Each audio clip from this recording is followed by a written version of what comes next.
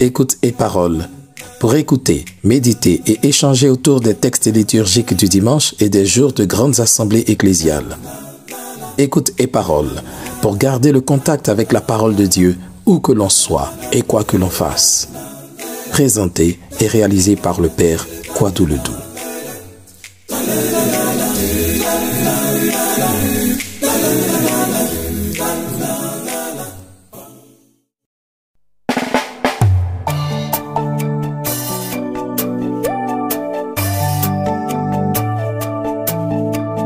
Dimanche 10 décembre 2023, deuxième dimanche de l'Avent de l'année B. Lecture du livre du prophète Isaïe, chapitre 40, versets 1 à 5 et 9 à 11. Consolez, consolez mon peuple, dit votre Dieu. Parlez au cœur de Jérusalem. Proclamez que son service est accompli, que son crime est expié, qu'elle a reçu de la main du Seigneur le double pour toutes ses fautes. Une voix proclame: dans le désert, préparez le chemin du Seigneur, tracez droit dans les terres arides une route pour notre Dieu. Que tout ravin soit comblé, toute montagne et toute colline abaissée, que les escarpements se changent en plaine et les sommets en larges vallées. Alors se révélera la gloire du Seigneur, et tout être de chair verra que la bouche du Seigneur a parlé. Monte sur une haute montagne, toi qui portes la bonne nouvelle à Sion. Élève la voix avec force, toi qui portes la bonne nouvelle à Jérusalem. Élève la voix, ne crains pas. Dis aux villes de Juda: voici votre Dieu, voici le Seigneur Dieu. Il vient avec puissance, son bras lui soumet tout. Voici le fruit de son travail. Avec lui et devant lui, son ouvrage. Comme un berger, il fait paître son troupeau. Son bras rassemble les agneaux. Il les porte sur son cœur. Il mène les brebis qui allaitent. Parole du Seigneur. Nous rendons grâce à Dieu.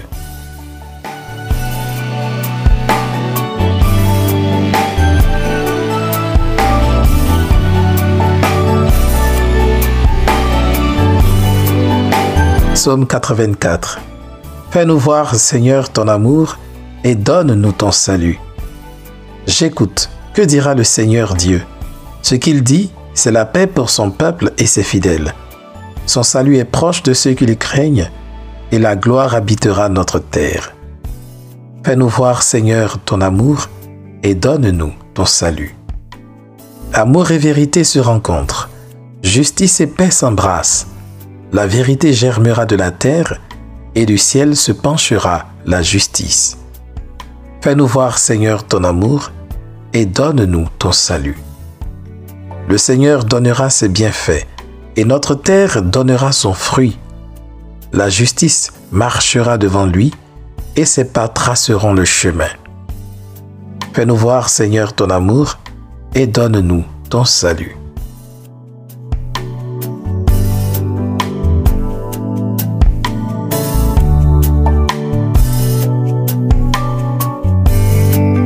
Lecture de la deuxième lettre de Saint Pierre apôtre, chapitre 3, versets 8 à 14. Bien-aimés, il est une chose qui ne doit pas vous échapper. Pour le Seigneur, un seul jour est comme 1000 ans, et 1000 ans sont comme un jour. Le Seigneur ne tarde pas à tenir sa promesse, alors que certains prétendent qu'il a du retard. Au contraire, il prend patience envers vous, car il ne veut pas en laisser quelques-uns se perdre, mais il veut que tous parviennent à la conversion. Cependant, le jour du Seigneur viendra comme un voleur. Alors les cieux disparaîtront avec fracas, les éléments embrasés seront dissous, la terre, avec tout ce qu'on a fait ici-bas, ne pourra y échapper. Ainsi, puisque tout cela est en voie de dissolution, vous voyez quels hommes vous devez être, en vivant dans la sainteté et la piété, vous qui attendez, vous qui hâtez l'avènement du jour de Dieu. ce jour où les cieux enflammés seront dissous, où les éléments embrasés seront en fusion. Car ce que nous attendons, selon la promesse du Seigneur, c'est un ciel nouveau et une terre nouvelle où résidera la justice. C'est pourquoi, bien-aimés, en attendant cela, faites tout pour qu'on vous trouve sans tache ni défaut dans la paix. Parole du Seigneur. Nous rendons grâce à Dieu.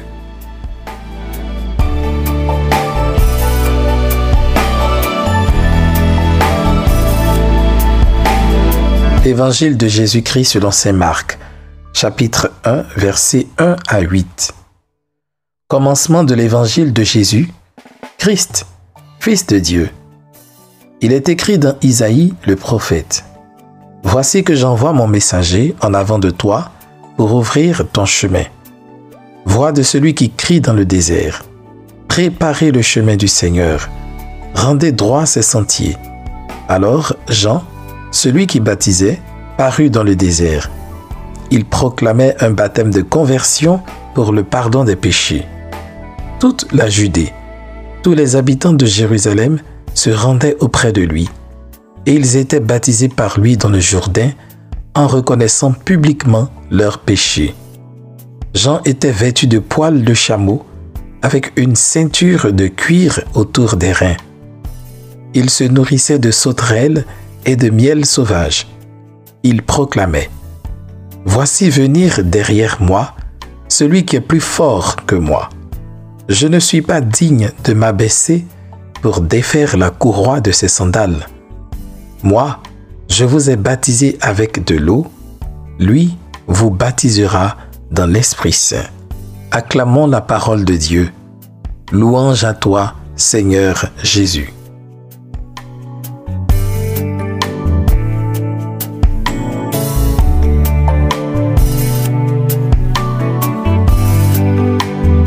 Le temps de l'Avent nous ramène aux sources de notre identité de chrétien. Le chrétien, en effet, c'est celui qui est en attente et dont la prière principale consiste en ces paroles : Maranatha, viens Seigneur Jésus. Les premières communautés se sont formées dans la perspective du retour du Christ. Vivre en chrétien, c'est donc être en attente. Je peux citer deux façons d'attendre quelqu'un. Ou bien on attend comme on attend la livraison à domicile de la pizza qu'on a commandée, ou bien on attend comme on se rend à la gare chercher son ami qui arrive, ou comme un soldat dans une zone ennemie qui doit se déplacer jusqu'au point de ralliement pour exfiltration. L'attente des chrétiens doit relever de la seconde forme. Le Christ vient à nous pour nous sauver, mais il ne s'agit pas de se tourner les pouces en attendant. Il faut plutôt se mettre en chemin. Mais il n'est pas dit qu'on doive l'attendre à la gare. Le mouvement doit être un élan intérieur. La parole nous invite à aller à la rencontre de celui qui vient. Le Christ est déjà en chemin et rien ne peut arrêter sa marche. Je ne suis pas digne de défaire la courroie de ses sandales, dit Jean-Baptiste. On suppose que c'est pour se poser, pour s'arrêter, qu'on ôte les sandales. Jean-Baptiste, tout influent qu'il est, se sait incapable de freiner l'avènement du Christ. Quant à nous, sommes-nous également en chemin vers lui pour la rencontre? Il est ici question de faire un tout petit pas de plus vers le Sauveur. Un pas de plus pour se démarquer davantage de l'esprit du monde. Un pas de plus dans la confiance en Dieu. Un autre pas de conversion. Un autre pas dans la mission. Le pas de la démarcation. Se détacher, se démarquer, c'est le propre du prophète. Le prophète vit à contre-courant de l'esprit du monde. Jean était vêtu de poils de chameau et d'une ceinture de cuir, et il se nourrissait de sauterelles et de miel sauvage. Au vu de son look et de son régime alimentaire, on l'aurait pris pour un fou, et pourtant, c'est la parole de Dieu, infiniment plus sage que toute sagesse humaine, qui sortait de sa bouche. En allant à l'encontre des opinions et des habitudes de notre temps, nous sommes souvent pris pour des fous, pour des gens d'une autre époque. Et on aurait la tentation de faire comme tout le monde. Mais le Seigneur nous invite à ne pas avoir peur d'être traités de fous, car nous sommes éclairés par une réalité que les autres ne connaissent pas. Dans notre monde, on est fou quand on ne fait pas comme tout le monde. Mais en fait, la vraie sagesse consiste à faire ce que Dieu veut. Se démarquer, c'est faire un pas de plus, loin des plaisirs de ce monde, pour se préparer à la venue du Seigneur. Vous êtes fous de l'espérer, nous dirait-on. Mais nous savons que sa venue est certaine. Le pas de la confiance. L'Avent nous fait entendre à nouveau les promesses de salut de Dieu. La longue attente peut nous pousser à l'abandon, mais Saint Pierre nous enseigne que Dieu n'est pas en retard. Il n'est pas soumis au pouvoir du temps comme nous. 1000 ans sont comme un jour. Plus loin, Pierre dira que nous hâtons l'avènement du jour de Dieu quand nous l'attendons. Le pas de la confiance demande de savoir lâcher prise, de se laisser porter et conduire par Dieu, de savoir s'abandonner un peu plus à la providence, accepter de ne pas tout contrôler, de se préparer à l'inattendu de Dieu qui vient bousculer nos certitudes. Il est bon de se replonger dans les promesses des prophètes et de celles de Jésus. Confiance donc, car il est bon d'espérer le Seigneur. Le pas de la conversion. Aller à la rencontre du Seigneur, c'est combattre en nous tout ce qui peut constituer une quelconque entrave. L'entrave principale, c'est notre péché, qui nous met dans une situation de mensonge. Il s'agit de faire le pas de la vérité pour rencontrer l'amour et la justice de Dieu. Faire aussi le pas de la paix avec soi-même, avec sa famille, avec ses proches. Beaucoup seraient prêts à s'y résoudre s'ils apprenaient que la fin du monde avait lieu dans les quelques minutes qui suivaient. La même urgence doit nous habiter, toujours. Il est préférable d'avancer en faisant des pas réguliers plutôt que de chercher à faire des bons. Aucune grande œuvre n'a pu être réalisée en un jour. La conversion est un cheminement de longue haleine. On ne change pas en une fraction de seconde comme on allume une allumette. La fable du lièvre et de la tortue s'adapte très bien à cette situation de conversion. Celui qui fait chaque jour un effort de conversion a plus de chances de parvenir au but que celui qui attend le dernier moment. Dieu se laisse toucher par la démarche de ceux qui font des efforts constants et réguliers plutôt que des étoiles filantes. Le pas de la mission. La parole de Dieu nous enseigne que nous nous rapprochons du lieu de la rencontre avec le Seigneur lorsque nous allons vers les autres. L'Avent nous appelle à un pas de plus dans l'annonce de l'Évangile, à faire entendre la voix de l'espérance et de l'amour dans les zones les plus isolées et reculées du monde et des cœurs. Les gens qui ne connaissent pas le Seigneur ont besoin de découvrir sa proximité. L'Évangile dit que Jean paraît dans le désert.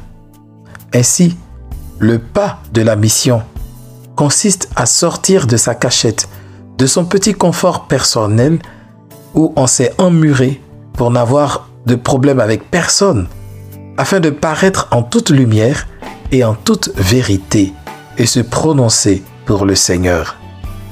Au total, le temps de l'Avent est le temps de la mise en chemin. Nous nous démarquons des chemins du monde pour emprunter ceux de Dieu. Nous nous tournons vers ce chemin en toute confiance, car nous savons qu'il nous mène à la vie. Nous avançons sur ce chemin en nous débarrassant de tout ce qui nous ralentit et nous entrave. Enfin, à chaque étape de ce chemin où nous rencontrons les autres, nous encourageons ces derniers à ouvrir leur cœur au Seigneur. Que Marie, la première en chemin, nous accompagne sur ce chemin de la rencontre avec celui qui vient. Amen.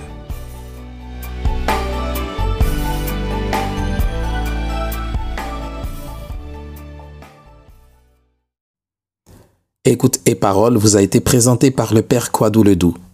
Si la parole de Dieu de ce jour vous a touché d'une façon particulière, n'hésitez pas à en faire l'écho à tous ceux et celles qui suivent ce podcast dans les commentaires. Pour suivre les prochaines publications, abonnez-vous au podcast ou rendez-vous sur le site www.père-kwadou-ledoux.net. Une dernière chose. N'oubliez pas de partager ce podcast autour de vous pour que la parole de Dieu retentisse jusqu'aux confins de ce monde.